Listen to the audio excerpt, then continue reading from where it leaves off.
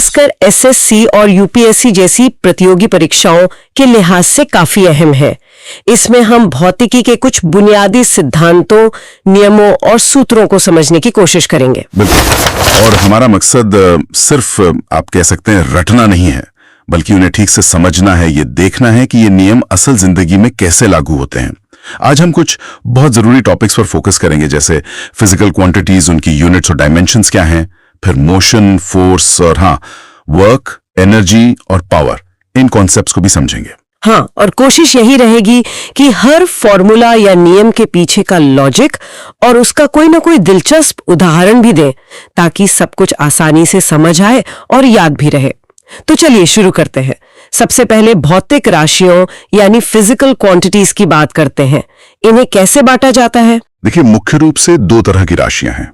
पहली हैं अदिश राशियां, जिन्हें हम स्केलर क्वांटिटीज कहते हैं। इनमें सिर्फ परिमाण होता है, मतलब मैग्नीट्यूड, दिशा, डायरेक्शन नहीं होती। जैसे कि मास, द्रव्यमान, या डिस्टेंस, दूरी, स्पीड, चाल, वॉल्यूम, आयतन, टाइम, समय, वर्क, कार्य, एनर्जी, ऊर्जा, पावर, शक्ति। आप कितना वजन उठा रहे हैं या गाड़ी कितनी तेज चला रहे हैं, इसमें दिशा बताने की जरूरत नहीं पड़ती है ना। सही बात है। और दूसरी तरह की राशियां कौन सी हैं? वो है सदिश राशियां यानी वेक्टर क्वांटिटीज। इनमें मैग्नीट्यूड के साथ साथ डायरेक्शन, दिशा भी जरूरी होती है। जैसे विस्थापन, डिस्प्लेसमेंट, आप किस दिशा में कितना चले। वेलोसिटी, वेग, मतलब किस डायरेक्शन में कितनी तेजी से। एक्सेलरेशन, त्वरण। फोर्स, बल, किस दिशा में लगाया। मोमेंटम, संवेग, टॉर्क, ये सब। और एक चीज और, किसी क्वांटिटी को वेक्टर होने के लिए सिर्फ मैग्नीट्यूड और डायरेक्शन होना ही काफी नहीं है। अच्छा, और क्या चाहिए? उसे वेक्टर एडिशन के नियमों का पालन भी करना होता है, जैसे ट्रायंगल रूल ऑफ एडिशन। इसका एक अच्छा उदाहरण है इलेक्ट्रिक करंट, विद्युत धारा। उसमें मैग्नीट्यूड भी है, डायरेक्शन भी है कि करंट किधर बह रहा है, पर वो वेक्टर एडिशन के रूल्स फॉलो नहीं करती, इसलिए उसे हम स्केलर मानते हैं, अदिश। अच्छा, ये तो वाकई एक बारीक लेकिन बहुत महत्वपूर्ण अंतर है। अब इकाइयों, यूनिट्स और विमाओं, डायमेंशंस पर आते हैं। इनका क्या महत्व है, खासकर एसआई यूनिट्स का? यूनिट्स, इकाइयां, किसी भी फिजिकल क्वांटिटी को मापने का स्टैंडर्ड है, पैमाना है। बिना यूनिट के तो कोई मेजरमेंट अधूरा है। जैसे हम कहते हैं 5, तो 5 क्या? 5 मीटर, 5 किलो, 5 सेकंड। तो एसआई प्रणाली, सिस्टम इंटरनेशनल यूनिट्स, एक अंतरराष्ट्रीय मानक प्रणाली है। इसमें लंबाई के लिए मीटर, द्रव्यमान के लिए किलोग्राम, समय के लिए सेकंड, ये मूल इकाइयां हैं। इससे दुनिया भर में वैज्ञानिकों के बीच कम्युनिकेशन आसान होता है। और विमाएं, डायमेंशंस? विमाएं, डायमेंशंस हमें बताती हैं कि कोई भी डिराइव्ड क्वांटिटी, मतलब जो मूल राशियों से बनी है, वो किन फंडामेंटल क्वांटिटीज पर और कैसे डिपेंड करती हैं।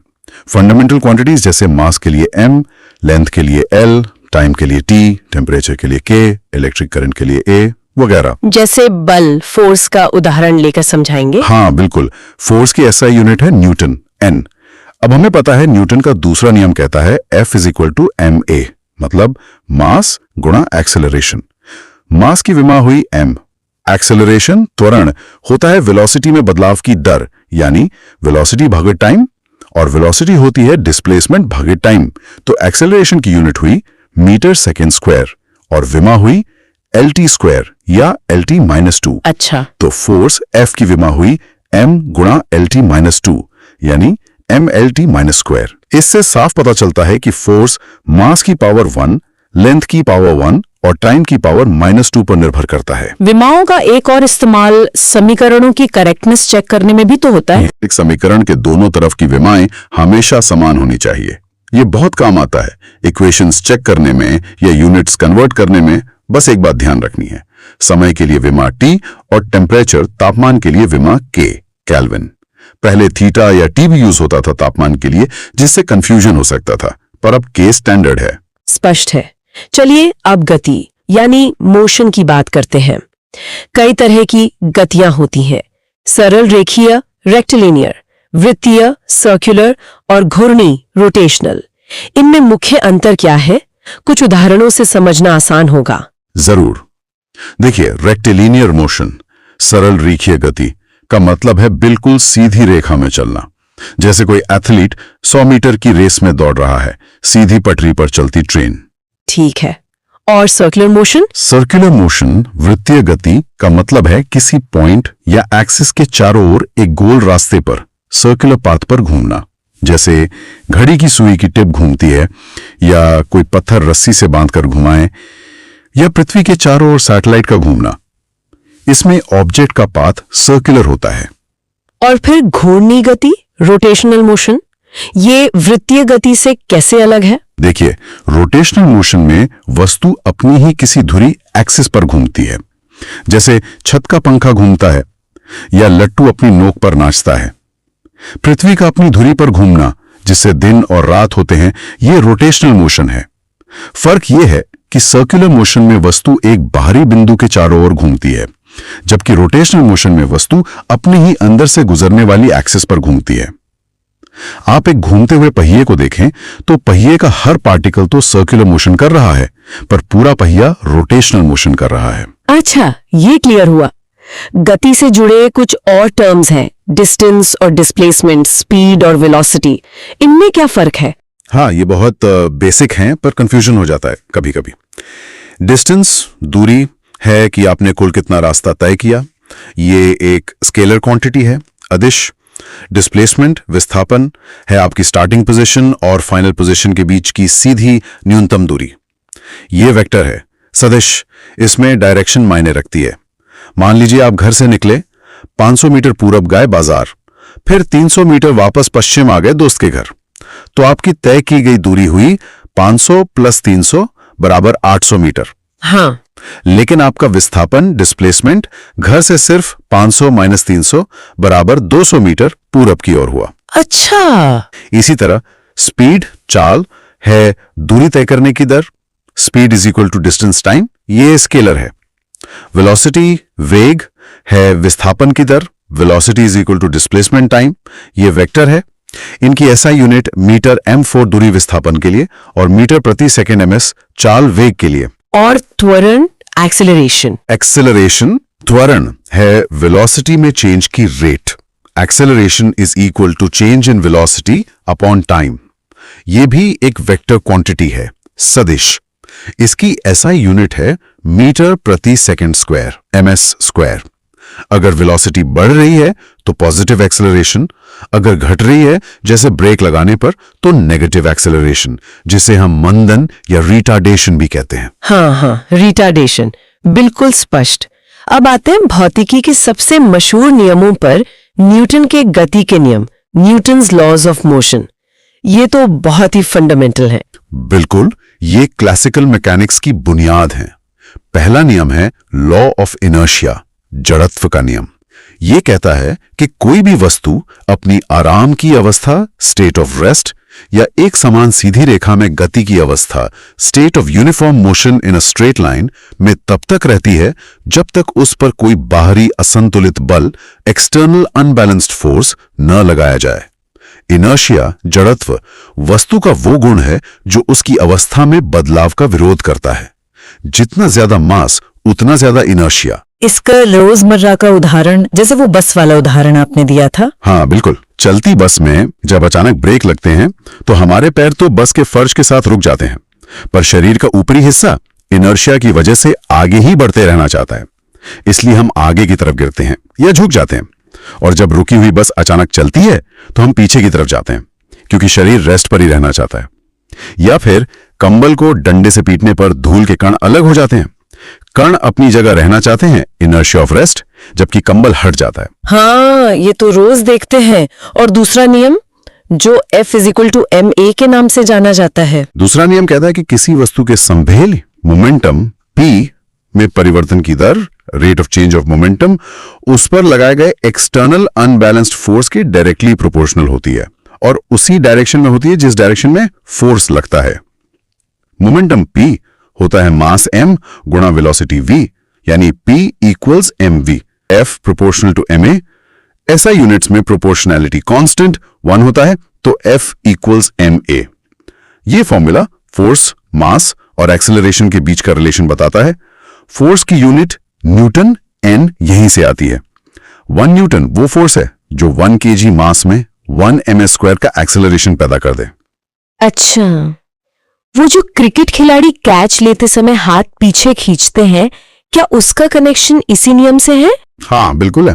हाथ पीछे खींचने से क्या होता है कि गेंद को रोकने में लगने वाला समय, टाइम इंटरवल टी बढ़ जाता है।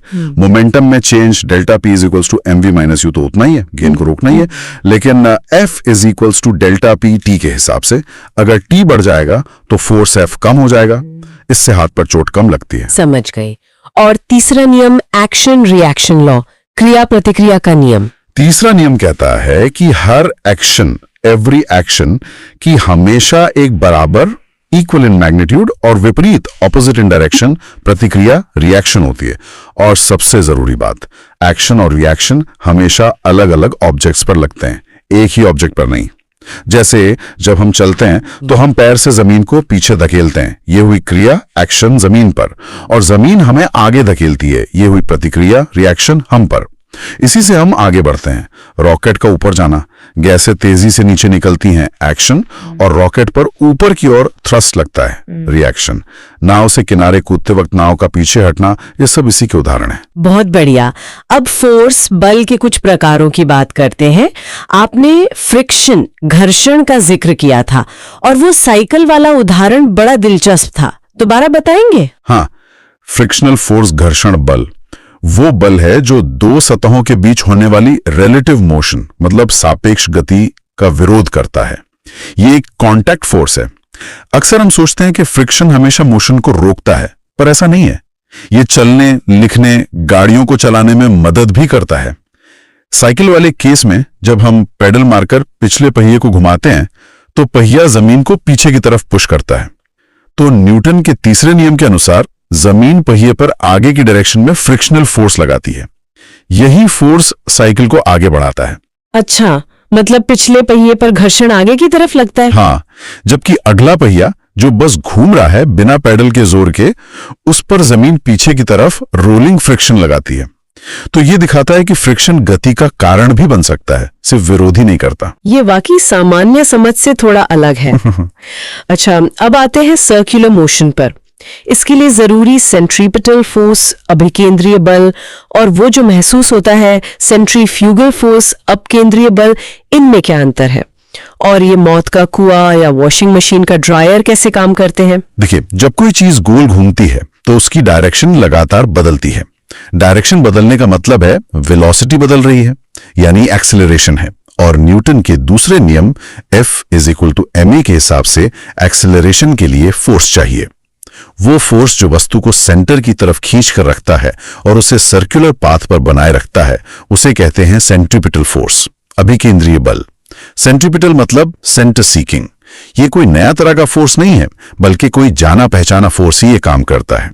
जैसे पत्थर को रस्सी से घुमाते वक्त रस्सी का तनाव सेंट्रीपिटल फोर्स देता है। मोड़ पर गाड़ी को घूमने के लिए टायरों और सड़क के बीच का फ्रिक्शन सेंट्रीपिटल फोर्स देता है।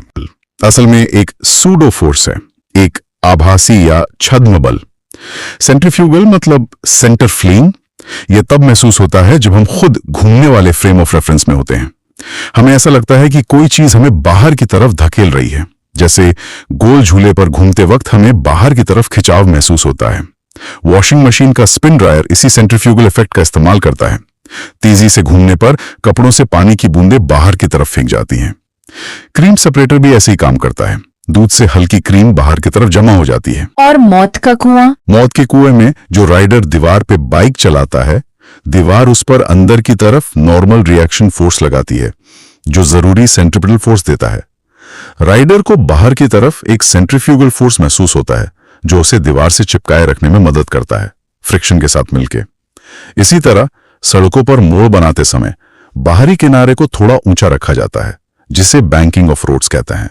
इससे गाड़ी के वजन का एक कंपोनेंट भी सेंट्रीपिटल फोर्स देने में मदद करता है, जिससे सुरक्षित मोड़ लिया जा सके। समझ गई। अब कार्य, ऊर्जा और शक्ति पर आते हैं। फिजिक्स में कार्य वर्क कब माना जाता है? वो कुली वाला उदाहरण बड़ा फेमस है, उसे फिर से समझाएं। हाँ, फिजिक्स में वर्क, कार्य, W तभी हुआ माना जाता है जब किसी ऑब्जेक्ट पर फोर्स लगे और वो ऑब्जेक्ट फोर्स की डायरेक्शन में कुछ विस्थापित हो, उसमें कुछ डिस्प्लेसमेंट हो। अगर फोर्स और डिस्प्लेसमेंट के बीच एंगल थीटा है तो वर्क का फॉर्मूला है W is equal to F S cos theta. इसकी SI यूनिट है जूल, J। अब वो कुली वाला उदाहरण, अगर कुली सर पर बोझ रखकर हॉरिजॉन्टल प्लेटफॉर्म पर चल रहा है तो बोझ पर लगने वाला ग्रेविटी का फोर्स, उसका वेट नीचे की तरफ है और डिस्प्लेसमेंट हो रहा है हॉरिजॉन्टल डायरेक्शन में, तो फोर्स और डिस्प्लेसमेंट के बीच एंगल हुआ 90 डिग्री और cos 90 डिग्री होता है 0। तो W is equal to F S cos 90 degree is equal to 0। इसलिए ग्रेविटी के अगेंस्ट कुली द्वारा किया गया वर्क शून्य है। लेकिन उसे थकान तो होती है, वो तो मेहनत कर रहा है। और चलने में उसे फ्रिक्शन के अगेंस्ट भी वर्क करना पड़ रहा है। पर फिजिक्स की डेफिनेशन के हिसाब से अगर फोर्स की डायरेक्शन में डिस्प्लेसमेंट 0 है या फोर्स और डिस्प्लेसमेंट परपेंडिकुलर है तो उस पर्टिकुलर फोर्स द्वारा किया गया वर्क 0 होगा। 1 जूल वर्क तब होता है जब 1 न्यूटन का फोर्स किसी ऑब्जेक्ट को अपनी ही डायरेक्शन में 1 मीटर डिस्प्लेस कर दे। वर्क की विमा ml² T-2 होती है। और एनर्जी, ऊर्जा, इसके मुख्य प्रकार कौन से हैं और वर्क और एनर्जी का क्या रिश्ता है? एनर्जी, ऊर्जा है कार्य करने की क्षमता, the capacity to do work. ये एक स्केलर क्वांटिटी है, अदिश। इसकी SI यूनिट भी जूल है, वर्क वाली ही। विमा भी वही है, ml² T-2। असल में वर्क और एनर्जी एक ही सिक्के के दो पहलू हैं। वर्क करने से एनर्जी ट्रांसफर होती है या एनर्जी का फॉर्म बदलता है। एनर्जी कई फॉर्म्स में होती है, mechanical, heat, light, sound, electrical, chemical, nuclear, बहुत सारी। मैकेनिकल एनर्जी, यांत्रिक ऊर्जा के मुख्य 2 प्रकार हैं। एक काइनेटिक एनर्जी, K, गतिज ऊर्जा। ये ऑब्जेक्ट की मोशन, उसकी गति के कारण होती है। फॉर्मूला है K equals to half mv², जहां m मास है और v वेलोसिटी है। चलती हुई कार, फेंका हुआ पत्थर, सब में काइनेटिक एनर्जी है। दूसरा पोटेंशियल एनर्जी, U, स्थितिज ऊर्जा। ये ऑब्जेक्ट की पोजीशन या कॉन्फ़िगरेशन की वजह से उसमें स्टोर्ड एनर्जी है। जैसे ऊंचाई पर रखी चीज में gravitational potential energy, U equals to mgh, जहां h हाइट है। खींचे हुए धनुष या दबी हुई स्प्रिंग में इलास्टिक पोटेंशियल एनर्जी होती है। और वो जो नियम है कि एनर्जी को न बना सकते हैं न नष्ट कर सकते हैं। हाँ, law of conservation of energy, ऊर्जा संरक्षण का नियम, ये कहता है कि energy can neither be created not destroyed, it can only be transform from one form to another. Universe की टोटल एनर्जी हमेशा कांस्टेंट रहती है। जैसे जब कोई चीज ऊपर से गिरती है तो उसकी पोटेंशियल एनर्जी कम होती जाती है और काइनेटिक एनर्जी बढ़ती जाती है, पर टोटल मैकेनिकल एनर्जी अगर एयर रेजिस्टेंस ना हो तो कांस्टेंट रहती है। ठीक है। और अंत में शक्ति, पावर क्या है? पावर, शक्ति, P है कार्य करने की दर, the rate at which work is done, या एनर्जी ट्रांसफर होने की दर, the rate at which energy is transferred और transformed. P is equal to work time is equal to energy time. इसकी SI यूनिट है वॉट, W। 1 वॉट माने 1 joule प्रति second. 1 W is equal to 1 JS। एक और unit जो काफी इस्तेमाल होती है खासकर इंजन्स वगैरह के लिए, वो है हॉर्स पावर, HP। 1 HP लगभग 746 वॉट के बराबर होता है। और घरों में जो बिजली का बिल आता है वो यूनिट्स में आता है, किलोवाट घंटा। हाँ, किलोवाट घंटा यानी किलोवाट आवर, जिसे यूनिट भी कहते हैं, वो पावर की यूनिट नहीं है, वो एनर्जी की यूनिट है। 1 kilowatt hour is equal to 1 kilowatt power into 1 घंटा time is equal to 1000 watt into 3600 second is equal to 3.6 into 10 to the power 6 joule. Power की विमा होती है ml² T⁻3। बहुत अच्छे। तो हमने अभी तक फिजिक्स के कुछ फंडामेंटल कॉन्सेप्ट्स कवर कर लिए हैं, राशियां, इकाइयां, विमाएं, गति के प्रकार, न्यूटन के नियम, बल, कार्य, ऊर्जा और शक्ति। अब थोड़ा पदार्थ के गुणों, प्रॉपर्टीज ऑफ मैटर की तरफ चले। हाँ जरूर। पदार्थ की मुख्य अवस्थाएं तो हम जानते ही हैं, ठोस सॉलिड, द्रव लिक्विड और गैस गैस। इनमें मुख्य अंतर क्या है, मतलब कणों के स्तर पर? देखिए, अंतर मुख्य रूप से दो चीजों पर आधारित है। कणों के बीच लगने वाला बल, इंटरमोलिकुलर फोर्सेस, और उनके बीच की जगह, इंटरमोलिकुलर स्पेस। ठोस सॉलिड में कण बहुत पास पास होते हैं, उनके बीच स्ट्रॉन्ग इंटरमोलिकुलर फोर्सेस होते हैं, इसलिए उनका आकार, शेप और आयतन, वॉल्यूम दोनों निश्चित होते हैं। वे लगभग इनकंप्रेसिबल होते हैं, दबते नहीं। द्रव, लिक्विड में कण थोड़े दूर होते हैं, फोर्सेस थोड़े कमजोर होते हैं, इसलिए उनका वॉल्यूम तो डेफिनेट होता है पर शेप डेफिनेट नहीं होता, वो बर्तन का आकार ले लेते हैं। ये भी लगभग इनकंप्रेसिबल होते हैं। गैस में कण बहुत दूर दूर होते हैं, उनके बीच फोर्सेस ना के बराबर होते हैं, इसलिए ना तो उनका शेप डेफिनेट होता है ना वॉल्यूम। वो पूरे उपलब्ध स्थान में फैल जाते हैं और ये आसानी से कंप्रेसिबल होते हैं, इन्हें दबाया जा सकता है। ठीक है, अब दो और गुण हैं, प्रत्यास्थता, इलास्टिसिटी और प्लास्टिसिटी। ये क्या है? इलास्टिसिटी, प्रत्यास्थता, पदार्थ का वो गुण है जिसके कारण वस्तु पर बाहरी बल, डिफॉर्मिंग फोर्स लगाने से उसका आकार या आकृति बदल जाती है, लेकिन बल हटाने पर वो वापस अपने ओरिजिनल शेप और साइज में आ जाती है, जैसे रबर बैंड या स्प्रिंग। स्टील भी बहुत इलास्टिक होता है, शायद रबर से भी ज्यादा। स्टील रबर से ज्यादा इलास्टिक? ये कैसे? हाँ, इलास्टिसिटी का मतलब सिर्फ खिंचना नहीं है, बल्कि अपनी ओरिजिनल शेप को रीगेन करने की टेंडेंसी है। स्टील पर फोर्स लगाने पर डिफॉर्मेशन बहुत कम होता है और फोर्स हटते ही वो बिल्कुल पहले जैसा हो जाता है। उसकी रिस्टोरिंग फोर्स बहुत स्ट्रांग होती है। रबर खिंचता ज्यादा है पर उतना परफेक्टली रीगेन नहीं कर पाता या उसे डिफॉर्म करना आसान होता है। दूसरी तरफ है प्लास्टिसिटी। प्लास्टिसिटी ये वो गुण है कि जब डिफॉर्मिंग फोर्स हटाया जाता है तो वस्तु अपनी ओरिजिनल शेप में वापस नहीं आती, उसमें परमानेंट डिफॉर्मेशन रह जाता है, जैसे गीली मिट्टी या पुट्टी। समझ गई। अब दाब प्रेशर की बात करते हैं, ये क्या है और एटमॉस्फेरिक प्रेशर ऊंचाई के साथ क्यों बदलता है? प्रेशर, दाब, P होता है किसी सतह के प्रति इकाई क्षेत्रफल पर यूनिट एरिया, A पर लंबवत परपेंडिकुलर लगने वाला बल, फोर्स F। तो P इक्वल टू FA। इसकी ऐसा यूनिट है पास्कल, जो न्यूटन प्रति वर्ग मीटर nm स्क्वायर के बराबर है। इसे बैरोमीटर से मापते हैं। एटमॉस्फेरिक प्रेशर, वायुमंडलीय दाब, हमारे चारों ओर मौजूद हवा के वजन के कारण लगने वाला दाब है। जैसे जैसे हम ऊंचाई पर जाते हैं, हमारे ऊपर हवा का कॉलम कम होता जाता है, हवा पतली होती जाती है, इसलिए ऊंचाई बढ़ने पर एटमॉस्फेरिक प्रेशर घटता है। और इसके क्या प्रभाव होते हैं? इसके कई प्रभाव हैं। पहाड़ों पर प्रेशर कम होने से पानी कम तापमान पर उबलने लगता है, जैसे 100 डिग्री सी से कम पर, इसलिए खाना पकाना मुश्किल होता है। सांस लेने में दिक्कत होती है क्योंकि ऑक्सीजन का पार्शियल प्रेशर कम हो जाता है। फाउंटेन पेन से स्याही बाहर निकल सकती है क्योंकि अंदर का प्रेशर बाहर के लो प्रेशर से ज्यादा हो जाता है। अच्छा, और पास्कल्स का नियम, पास्कल्स लॉ क्या कहता है? पास्कल का नियम कहता है कि अगर किसी बंद बर्तन में रखे द्रव, इनकंप्रेसिबल फ्लूइड एट रेस्ट, कि किसी एक हिस्से पर दाब लगाया जाए तो वो दाब बिना कम हुए द्रव के हर हिस्से में और बर्तन की दीवारों पर हर दिशा में समान रूप से फैल जाता है, ट्रांसमिट हो जाता है। इसी सिद्धांत पर hydraulic lift, hydraulic brake, hydraulic press काम करते हैं। इनमें थोड़े से फोर्स से बहुत ज्यादा फोर्स उत्पन्न किया जा सकता है, एरिया को बदलकर, क्योंकि P is equal to F है। ये तो बहुत उपयोगी है। अब एक और दिलचस्प फिनोमेनन, पृष्ठ तनाव, सरफेस टेंशन, ये क्या है और बारिश की बूंदें गोल क्यों होती हैं? सरफेस टेंशन, पृष्ठ तनाव, द्रव का एक गुण है। इसके कारण द्रव की सतह है, उसका फ्री सरफेस एक खींची हुई झिल्ली, स्ट्रेच मेम्ब्रेन की तरह व्यवहार करता है और अपने सरफेस एरिया को मिनिमाइज करने, सिकोड़ने की कोशिश करता है। यह होता है द्रव के अणुओं के बीच लगने वाले ससंजक बल, cohesive force between like molecules के कारण।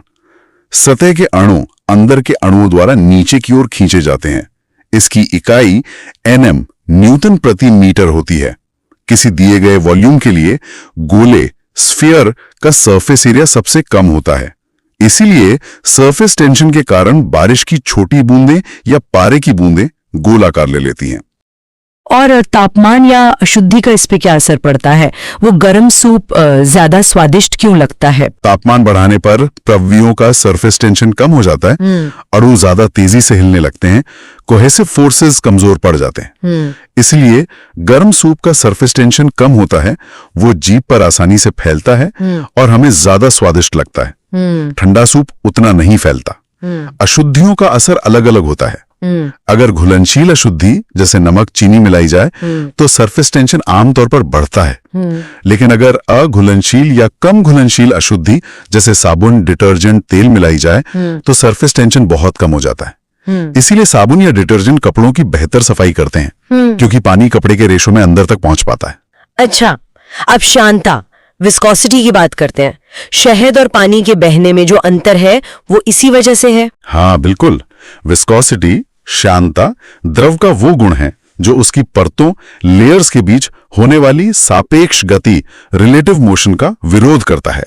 ये एक तरह का आंतरिक घर्षण, इंटरनल फ्रिक्शन है स्तवियों और गैसों में। शहद पानी से कहीं ज्यादा विस्कस यानी श्यान होता है। उसकी परतें एक दूसरे पर आसानी से फिसलती नहीं है, इसीलिए वो धीरे धीरे बहता है। पानी कम विस्कस है, तेजी से बहता है। आइडियल फ्लूइड, आदर्श द्रव की विस्कोसिटी 0 मानी जाती है, हालांकि वास्तव में ऐसा कोई द्रव नहीं है। और तापमान का विस्कोसिटी पर क्या असर होता है? यहां स्रिवियों और गैसों में फर्क है। स्रिवियों में तापमान बढ़ाने पर विस्कोसिटी कम होती है। जैसे गर्म करने पर शहद पतला हो जाता है, आसानी से बहने लगता है। ऐसा इसलिए क्योंकि तापमान बढ़ने से अणुओं की काइनेटिक एनर्जी बढ़ती है और इंटरमॉलिक्यूलर फोर्सेस कमजोर पड़ जाते हैं। लेकिन गैसों में तापमान बढ़ाने पर विस्कोसिटी बढ़ती है, क्योंकि गैसों में विस्कोसिटी का कारण अणुओं का एक परत से दूसरी परत में मोमेंटम ट्रांसफर करना होता है। तापमान बढ़ने पर अणु तेजी से चलते हैं, ज्यादा टकराते हैं, इसलिए मोमेंटम ट्रांसफर बढ़ता है और विस्कोसिटी भी बढ़ जाती है। विस्कोसिटी का कारण स्रिवियों में मुख्य रूप से कोहेसिव फोर्सेस हैं। ये तो उल्टा है स्रिवियों से। अच्छा, एक और चीज है केशिकत्व, कैपिलैरिटी। ये क्या होता है? जैसे स्याही सोखना या दिए की बाती में तेल का चढ़ना। हाँ, कैपिलैरिटी, केशिकत्व वो घटना है जिसमें कोई द्रव एक बहुत संकरी नली, जिसे कैपिलरी ट्यूब कहते हैं, केश नली मतलब बाल जैसी पतली नली में गुरुत्वाकर्षण के विरुद्ध ऊपर चढ़ता है या नीचे उतरता है। ऐसा द्रव और नली के पदार्थ के अणुओं के बीच लगने वाले 2 तरह के बलों के कारण होता है। ससंजक बल, कोहेसिव फोर्स, द्रव के अपने अणुओं के बीच लगने वाला बल। दूसरा, आसंजक बल, एडहेसिव फोर्स, द्रव के अणुओं और नली के पदार्थ जैसे कांच के अणुओं के बीच लगने वाला बल। अगर एडहेसिव फोर्स कोहेसिव फोर्स से ज्यादा है, जैसे पानी और कांच के बीच, तो द्रव नली की दीवारों को गीला करेगा और नली में ऊपर चढ़ेगा। अगर कोहेसिव फोर्स ज्यादा है, जैसे पारा और कांच के बीच, तो द्रव नली को गीला नहीं करेगा और नली में नीचे उतर जाएगा, मेनिस्कस कॉन्वेक्स बनेगा। इसी कैपिलैरिटी के कारण ब्लॉटिंग पेपर स्याही सोख लेता है, दिए की बाती में तेल ऊपर चढ़ता है और पौधों की जड़ें जमीन से पानी और खनिज लवणों को ऊपर पत्तियों तक पहुंचा पाती हैं। वाह, ये सब रोजमर्रा की चीजें हैं, पर इनके पीछे की फिजिक्स जानना कितना रोचक है। अब तरंगों, वेव्स पर आते हैं। वेव क्या है और मैकेनिकल और इलेक्ट्रोमैग्नेटिक वेव्स में क्या अंतर है? वेव, तरंग मूल रूप से ऊर्जा, एनर्जी और संवेग, मोमेंटम का संचरण, प्रोपगेशन है, एक जगह से दूसरी जगह तक। इसमें माध्यम के कण खुद चलकर नहीं जाते, बल्कि अपनी जगह पर ऑसिलेट करते हुए एनर्जी को आगे ट्रांसफर करते हैं। मुख्य रूप से 2 तरह की तरंगें होती हैं। पहला, यांत्रिक तरंगे, मैकेनिकल वेव्स। इन्हें चलने के लिए किसी न किसी माध्यम, मीडियम की जरूरत होती है, ठोस, द्रव या गैस। ये माध्यम के कणों के दोलन से आगे बढ़ती हैं, जैसे ध्वनि तरंगे, साउंड वेव्स, रस्सी में उत्पन्न तरंगे, पानी की सतह पर तरंगे। दूसरा है विद्युत चुंबकीय तरंगे या ईएम वेव्स। इन्हें चलने के लिए किसी माध्यम की जरूरत नहीं होती, ये निर्वात में भी चल सकती हैं। ये असल में बदलते हुए इलेक्ट्रिक फील्ड और मैग्नेटिक फील्ड के ऑसिलेशंस होते हैं, जो एक दूसरे के परपेंडिकुलर होते हैं और तरंग चलने की डायरेक्शन के भी परपेंडिकुलर होते हैं, जैसे प्रकाश, लाइट, रेडियो तरंगे, माइक्रोवेव्स, एक्स किरणें, गामा किरणें। ये सब ईएम वेव्स हैं, लगभग 3 × 10⁸ ms। ठीक है, अब मैकेनिकल वेव्स भी 2 तरह की होती हैं, अनुदैर्ध्य लॉन्गिट्यूडनल और अनुप्रस्थ ट्रांसवर्स, इनमें कणों का कंपन कैसे होता है? ध्वनि तरंगे किस प्रकार की हैं? हाँ, ये माध्यम के कणों के कंपन की दिशा, डायरेक्शन ऑफ ऑसिलेशन, और तरंग के चलने की दिशा, डायरेक्शन ऑफ प्रोपोगेशन के बीच के संबंध पर आधारित है। अनुदैर्ध्य तरंगों, लॉन्गिट्यूडनल वेव्स में माध्यम के कण तरंग के चलने की दिशा के समानांतर पैरेलल आगे पीछे कंपन करते हैं। इनमें माध्यम में कहीं कण पास पास आ जाते हैं, संपीड़न, कंप्रेशन, और कहीं दूर दूर हो जाते हैं, विरलन, रेयरफैक्शन। ये कंप्रेशंस और रेयरफैक्शंस ही आगे बढ़ते हैं। ध्वनि तरंगे, साउंड वेव्स, अनुदैर्ध्य होती हैं। स्प्रिंग को धक्का देके छोड़ा जाए तो उसमें लॉन्गिट्यूडनल वेव बनती है। अनुप्रस्थ तरंगों, ट्रांसवर्स वेव्स में माध्यम के कण तरंग के चलने की दिशा के लंबवत, परपेंडिकुलर, ऊपर नीचे कंपन करते हैं। इनमें माध्यम में उभार, श्रिंग, क्रेस्ट और गड्ढे, गर्त बनते हैं जो आगे बढ़ते हैं। रस्सी को एक सिरे से बांधकर दूसरे सिरे को ऊपर नीचे हिलाने पर ट्रांसवर्स वेव बनती है। पानी की सतह पर बनने वाली तरंगे भी काफी हद तक अनुप्रस्थ होती हैं। प्रकाश तरंगे भी अनुप्रस्थ, ट्रांसवर्स होती हैं। अच्छा, तो ध्वनि तरंगे अनुदैर्ध्य है। ध्वनि, साउंड की चाल, स्पीड ऑफ साउंड किन बातों पर निर्भर करती है? ये ठोस, द्रव, गैस में से किस में सबसे तेज चलती है? ध्वनि की चाल, स्पीड ऑफ साउंड, मुख्य रूप से माध्यम के दो गुणों पर निर्भर करती है। एक, माध्यम की प्रत्यास्था, इलास्टिसिटी। माध्यम जितना ज्यादा इलास्टिक होगा, ध्वनि उतनी तेज चलेगी। दो, माध्यम का घनत्व, डेंसिटी। माध्यम जितना ज्यादा डेंस होगा, ध्वनि उतनी धीमी चलेगी, इनर्शिया ज्यादा होने के कारण। तो speed proportional under root elasticity density. ठोसों की इलास्टिसिटी बहुत ज्यादा होती है, घनत्व भी ज्यादा होता है, पर इलास्टिसिटी का प्रभाव ज्यादा होता है, इसलिए ध्वनि ठोसों में सबसे तेज चलती है, जैसे स्टील में लगभग 5000 से 6000 ms। उसके बाद द्रवों में, जैसे पानी में लगभग 1500 ms, और सबसे धीमी गैसों में चलती है, जैसे हवा में 0 डिग्री सेल्सियस पर लगभग 321 मीटर, और सामान्य कमरे के तापमान, मान ले 22 डिग्री सेल्सियस पर लगभग 344 मीटर। निर्वात में ध्वनि नहीं चल सकती क्योंकि वहां माध्यम ही नहीं है। और तापमान या दाब का क्या असर होता है? दाब बदलने का हवा में ध्वनि की चाल पर लगभग कोई असर नहीं पड़ता, क्योंकि दाब बदलने से घनत्व भी उसी अनुपात में बदल जाता है, आदर्श गैस के लिए। लेकिन तापमान बढ़ाने पर गैसों में ध्वनि की चाल बढ़ती है। हवा में चाल लगभग √T के प्रोपोर्शनल होती है, जहां T एब्सोल्यूट टेम्परेचर है। हर 1 डिग्री सेल्सियस तापमान बढ़ने पर हवा में ध्वनि की चाल लगभग 0.61 ms बढ़ जाती है। एक और बात, आर्द्रता का। नम हवा में ध्वनि की चाल सूखी हवा से थोड़ी ज्यादा होती है। ऐसा इसलिए क्योंकि नम हवा का घनत्व सूखी हवा से कम होता है। पानी के अणु N2O2 से हल्के होते हैं। अच्छा, अब ध्वनि से जुड़ी कुछ और चीजें। प्रतिध्वनि, इको, तारत्व, पिच, ध्वनि की गुणवत्ता, क्वालिटी टिम्बर और सोनार, ये क्या है? एको, प्रतिध्वनि, है ध्वनि का किसी बड़ी सतह जैसे दीवार, पहाड़ से टकराकर वापस सुनाई देना, रिफ्लेक्शन ऑफ साउंड। हमारा दिमाग दो ध्वनियों को अलग अलग तभी सुन पाता है जब उनके बीच कम से कम 0.1 सेकंड का अंतर हो। तो स्पष्ट एको सुनने के लिए ध्वनि को जाने और वापस आने में कम से कम 0.1 सेकंड लगना चाहिए। अगर हवा में ध्वनि की चाल 344 ms है तो 0.1 सेकंड में तय दूरी होगी 34.4 मीटर्स। ये जाने और आने की कुल दूरी है। तो स्रोत और परावर्तक सतह के बीच न्यूनतम दूरी इसकी आधी, यानी लगभग 17.2 मीटर होनी चाहिए। और पिच, आवाज का पतला या मोटा होना। पिच, तारत्व, ध्वनि की फ्रीक्वेंसी आवृत्ति पर निर्भर करता है। फ्रीक्वेंसी मतलब 1 सेकंड में कितने वाइब्रेशंस हो रहे हैं, यूनिट हर्ट्स, Hz।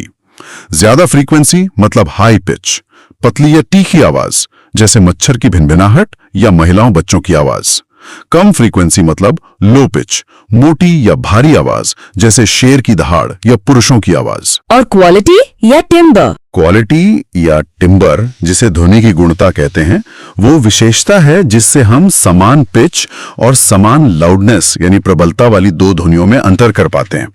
जैसे अगर सितार और वायलिन पर एक ही नोट यानी सेम फ्रीक्वेंसी समान जोर से बजाया जाए, तब भी हम पहचान लेते हैं कि कौन सी आवाज सितार की है और कौन सी वायलिन की, ये अंतर उन ध्वनियों में मौजूद मुख्य फ्रीक्वेंसी यानी फंडामेंटल फ्रीक्वेंसी के साथ साथ अन्य फ्रीक्वेंसीज जिन्हें ओवरटोन या हार्मोनिक्स कहते हैं कि मिश्रण और उनके रिलेटिव इंटेंसिटी के कारण होता है। हर वाद्य यंत्र का अपना यूनिक टिम्बर होता है। और सोनार? सोनार का मतलब है साउंड नेविगेशन एंड रेंजिंग। इसमें आमतौर पर पराश्रव्य तरंगों अल्ट्रासोनिक वेव्स जिनकी फ्रीक्वेंसी 20,000 हर्ट्ज से ज्यादा होती है, जिन्हें हम सुन नहीं सकते, का इस्तेमाल किया जाता है। इन तरंगों को पानी में भेजा जाता है। ये नीचे जाकर समुद्र तल से या किसी डूबी हुई वस्तु जैसे पनडुब्बी, चट्टान, मछलियों का झुंड से टकराकर वापस आती हैं। एको जाने और आने में लगे समय को मापकर और पानी में धुनी की चाल पता होने पर दूरी का पता लगाया जा सकता है। Distance is equal to speed into time 2। इसका उपयोग समुद्र की गहराई मापने, अंडर वाटर मैपिंग और नौसेना में होता है। बहुत विस्तार से बताया आपने। अब प्रकाश लाइट की ओर बढ़ते हैं। प्रकाश क्या है और इसके दो मुख्य फिनोमेना परावर्तन और अपवर्तन के नियम क्या है? प्रकाश लाइट ऊर्जा का ही एक रूप है और ये एक विद्युत चुंबकीय तरंग इलेक्ट्रोमैग्नेटिक वेव है। ये हमें चीजों को देखने में मदद करता है। निर्वात में इसकी चाल सबसे ज्यादा होती है, लगभग 3 गुना 10 की घात 8 मीटर प्रति सेकंड। अब रिफ्लेक्शन, परावर्तन, जब प्रकाश किसी सतह से टकराकर उसी माध्यम में वापस लौट आता है तो उसे परावर्तन कहते हैं। इसके 2 नियम हैं।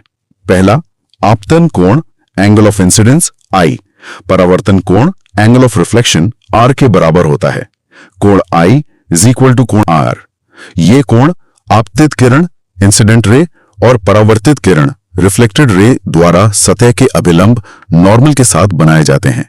दूसरा, आपतित किरण, परावर्तित किरण और अभिलंब तीनों एक ही तल में होते हैं। और अपवर्तन, रिफ्रैक्शन? रिफ्रैक्शन, अपवर्तन तब होता है जब प्रकाश एक पारदर्शी माध्यम से, ट्रांसपेरेंट मीडियम से दूसरे पारदर्शी माध्यम में जाता है तो वो अपने रास्ते से थोड़ा मुड़ जाता है, बेंड हो जाता है। ऐसा इसलिए होता है क्योंकि अलग अलग माध्यमों में प्रकाश की चाल, स्पीड अलग अलग होती है। इसके भी 2 नियम हैं जिनमें से दूसरा स्नेल्स लॉ कहलाता है। 1, आपतित किरण, अपवर्तित किरण, रिफ्रैक्टेड रे और दोनों माध्यमों को अलग करने वाली सतह पर अभिलंब तीनों एक ही तल में होते हैं।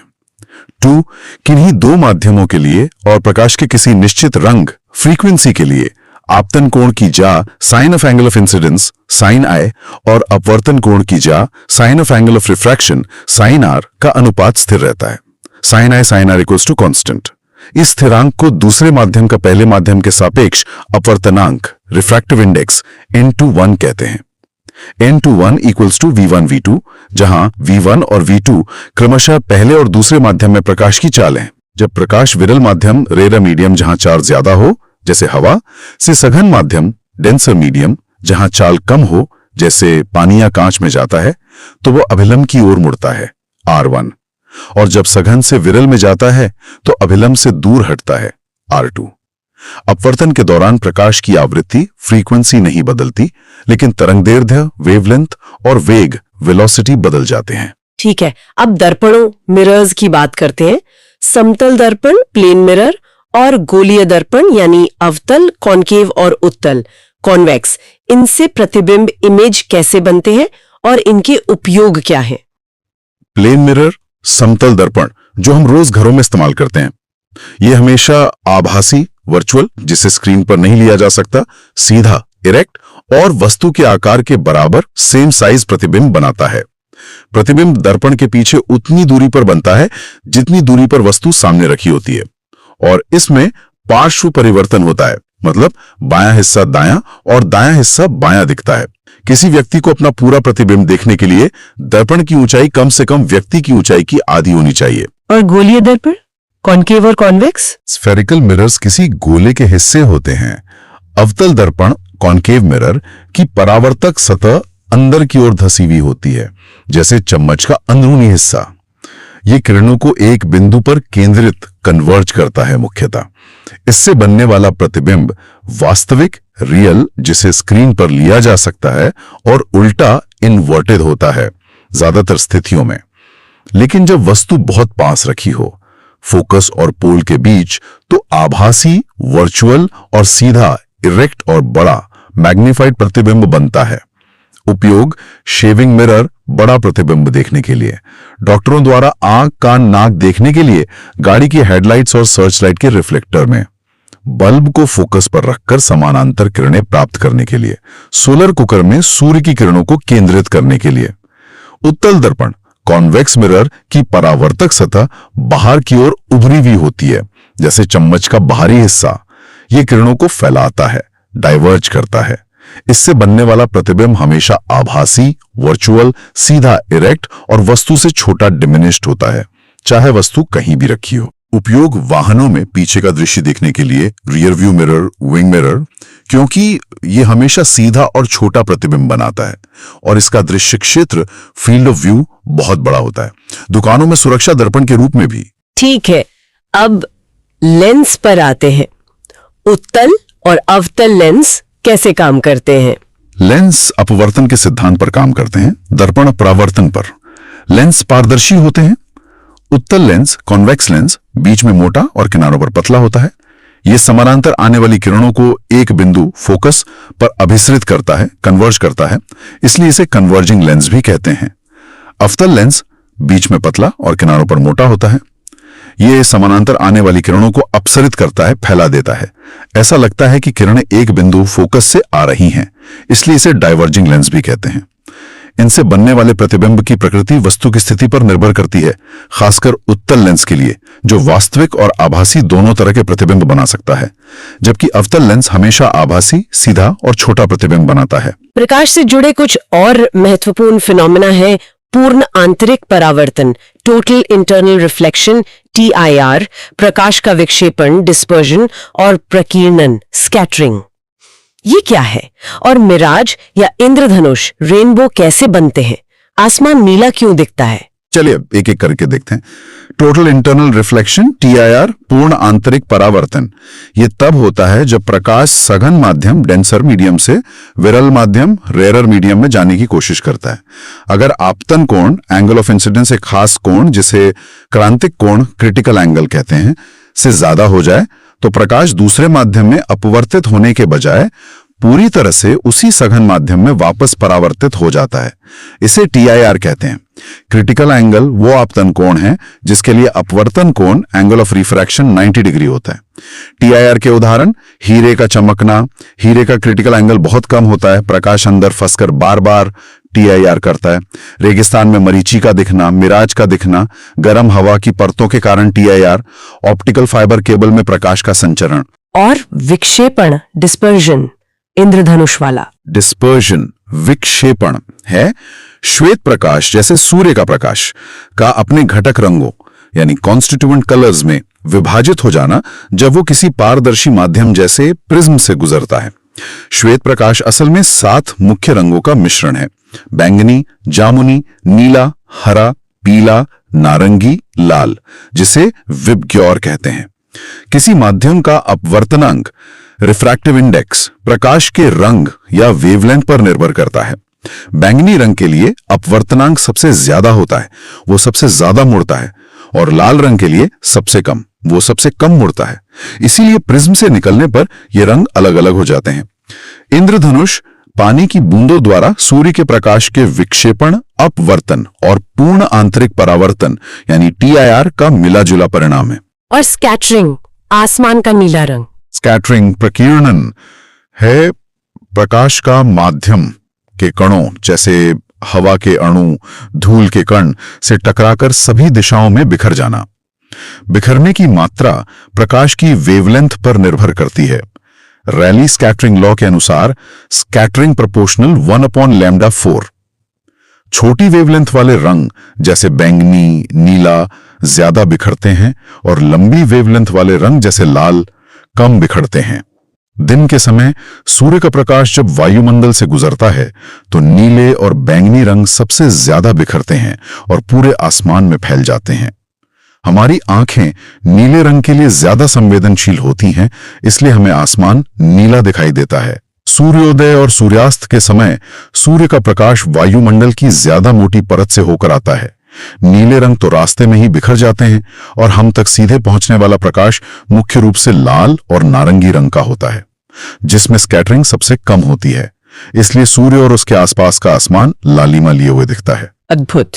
अब जल्दी से मानव आंख के कुछ दोषों, मायोपिया, हाइपरमेट्रोपिया आदि और उनके निवारण की बात कर लेते हैं। हाँ, ये आम दृष्टि दोष हैं। मायोपिया या निकट दृष्टि दोष, इसमें पास की चीजें तो साफ दिखती हैं पर दूर की चीजें धुंधली दिखती हैं। ऐसा इसलिए होता है क्योंकि आंख का लेंस प्रकाश को रेटिना पर फोकस करने के बजाय रेटिना से पहले ही फोकस कर देता है। या तो आंख का आईबॉल लंबा हो जाता है या लेंस की कॉन्वर्जिंग पावर ज्यादा हो जाती है। इसके निवारण के लिए अवतल lens, concave lens, diverging lens का चश्मा लगता है जो किरणों को थोड़ा फैलाकर रेटिना पर फोकस करवाता है। हाइपरमेट्रोपिया या दूर दृष्टि दोष, इसमें दूर की चीजें साफ दिखती हैं पर पास की चीजें धुंधली दिखती हैं, जैसे पढ़ने में दिक्कत। इसमें प्रकाश रेटिना के पीछे फोकस होता है। या तो आईबॉल छोटा होता है या लेंस की कॉन्वर्जिंग पावर कम हो जाती है। इसके निवारण के लिए उत्तल lens, convex lens, converging lens का चश्मा लगता है जो किरणों को कन्वर्ज करके रेटिना पर फोकस करवाता है। प्रेसबायोपिया या जरा दूरदृष्टि, ये उम्र बढ़ने के साथ होता है जब आंख के लेंस की लोच या इलास्टिसिटी और सिलियरी मांसपेशियों की समंजन क्षमता या पावर ऑफ अकोमोडेशन, फोकस दूरी बदलने की क्षमता कम हो जाती है। इससे पास की चीजें देखने में दिक्कत होती है। इसके लिए अक्सर बाइफोकल लेंस, जिसमें ऊपर दूर के लिए और नीचे पास के लिए लेंस होता है, या प्रोग्रेसिव लेंस का इस्तेमाल होता है। एस्टिग्मेटिज्म या दृष्टिवैषम्य में, इसमें कॉर्निया या लेंस की गोलाई में अनियमितता के कारण आंख अलग अलग तलों में प्रकाश को ठीक से फोकस नहीं कर पाती। इससे क्षैतिज और ऊर्ध्वाधर रेखाएं एक साथ स्पष्ट नहीं दिखती। इसके निवारण के लिए बेलनाकार लेंस का प्रयोग होता है। चलिए अब थोड़ा विद्युत और चुंबकत्व की ओर चलते हैं।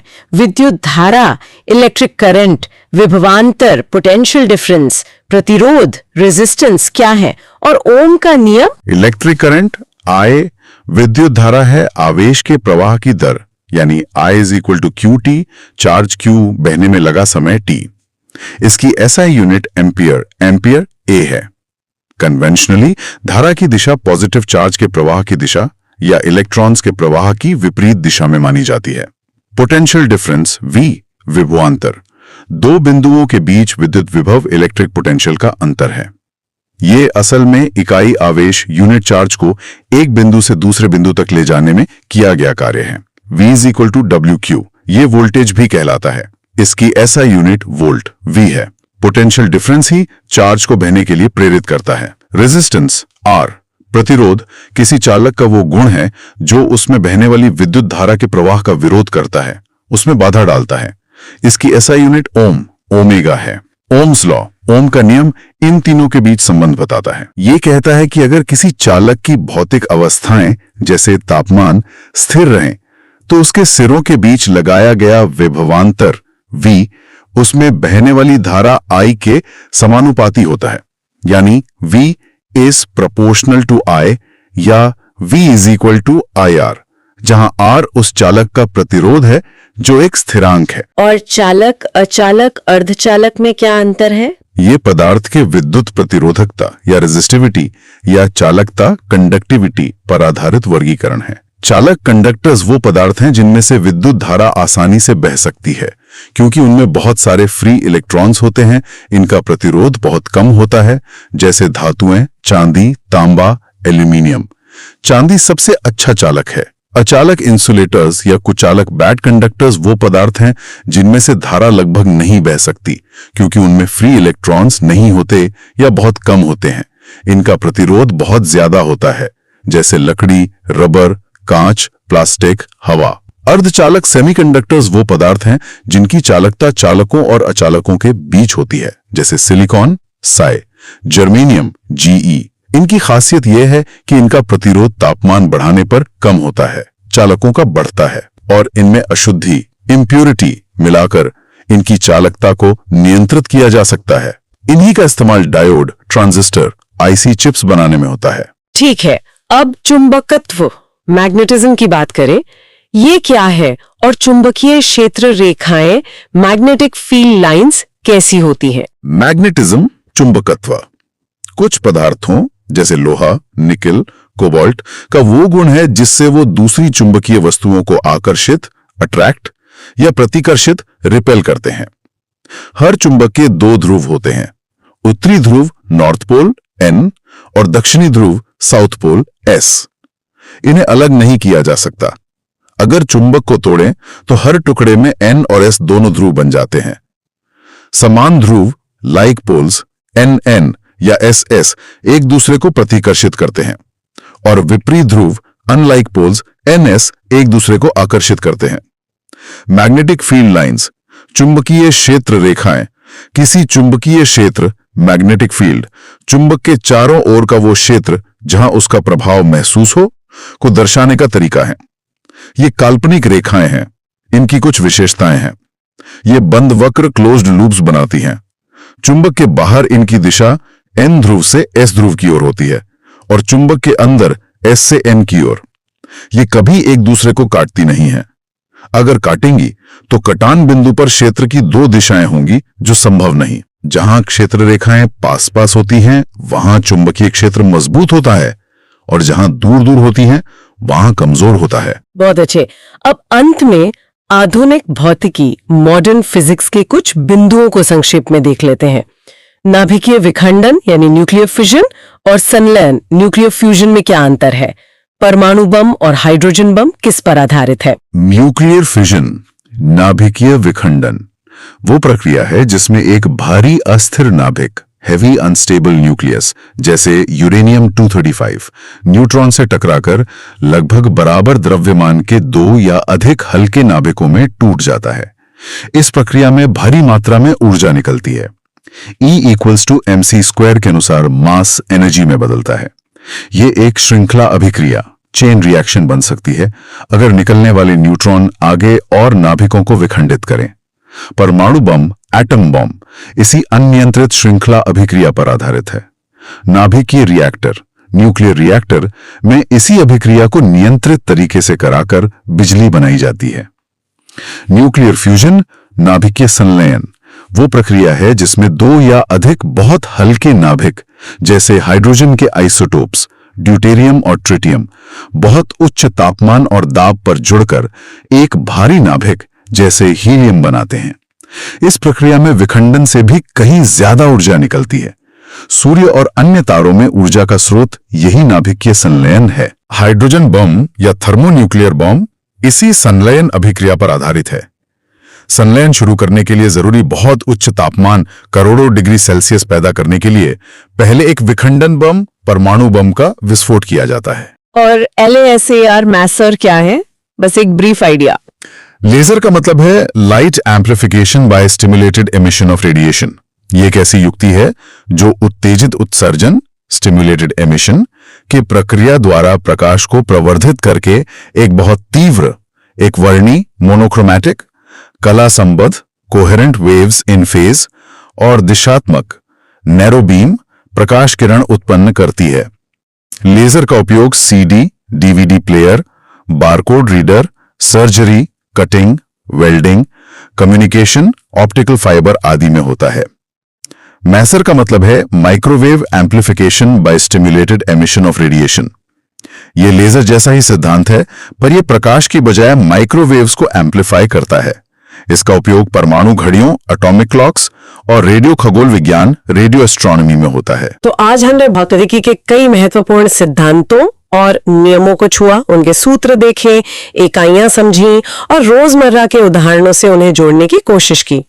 ये प्रतियोगी परीक्षाओं के नजरिए से तो महत्वपूर्ण है ही। और साथ ही जैसा हमने देखा, ये हमें अपने आसपास की दुनिया को बेहतर ढंग से समझने में भी मदद करते हैं। चाहे वो साइकिल का चलना हो या इंद्रधनुष का बनना, गर्म सूप का स्वाद या फिर हमारी आंखें कैसे काम करती हैं या मोबाइल फोन कैसे सिग्नल भेजता है, हर जगह फिजिक्स के नियम काम कर रहे हैं। बिल्कुल। और आज की इस पूरी चर्चा के बाद एक विचार मन में आता है। हमने ऊर्जा संरक्षण के नियम की बात की कि ऊर्जा नष्ट नहीं होती, केवल रूप बदलती है। हाँ। तो क्या हम अपने दैनिक जीवन में और बड़े पैमाने पर भी ऊर्जा के इन रूपांतरणों को और अधिक कुशलता से, मोर एफिशिएंटली समझने और उपयोग करने पर ध्यान देकर एक बेहतर सस्टेनेबल भविष्य की ओर नहीं बढ़ सकते? हाँ, शायद ये सोचने वाली बात है कि हम कितनी ऊर्जा बर्बाद करते हैं और उसे कैसे बचाया जा सकता है। ये निश्चित रूप से सोचने वाली बात है और अमल करने वाली भी। ऊर्जा की बचत और उसके कुशल उपयोग में ही भविष्य है। बहुत अच्छा मुद्दा उठाया आपने। आज की चर्चा यहीं समाप्त करते हैं।